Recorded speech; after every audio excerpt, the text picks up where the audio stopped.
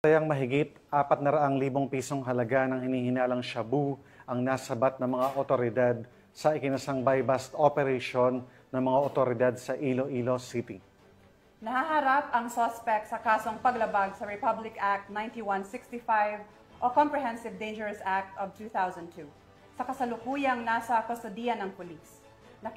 Nakibalita dyan si Patrolwoman Charmaine Balunsat.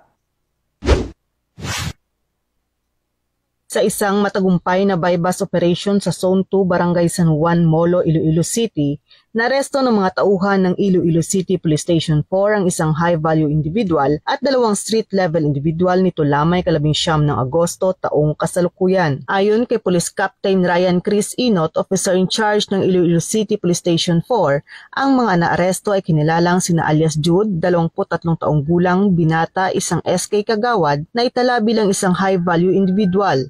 Alias Third, 32 taong gulang, isang street-level individual, at si alias Koykoy, 38 taong gulang at isang street-level individual. Nakumpiska sa nasabing operasyon ang 5 heat-sealed transparent plastic sachet na naglalaman ng pinaghihinalaang shabu na tumitimbang ng humigit kumulang 60 gramo na may estimated standard drug price na nagkakahalaga ng 408,000 pesos. Dagdag pa rito, nakumpiska rin ang buy-bust money at iba pang mga non-drug items. Mahaharap sa kasong paglabag sa Republic Act 9165 o ang Comprehensive Dangerous Drugs Act of 2002 ang mga sospek na nasa kustudiya na ng pulisya para sa tamang dokumentasyon at disposisyon. Patuloy na paiigtingin ng Iloilo City Police Station 4 at buong hanay ng kapulisan ang kanilang kampanya kontra iligal na droga upang masiguro ang seguridad at kaligtasan ng bawat mamamayan sa komunidad. Mula dito sa Western Visayas, ako ang inyong PNN correspondent, Patrolwoman Charmaine Balunsat.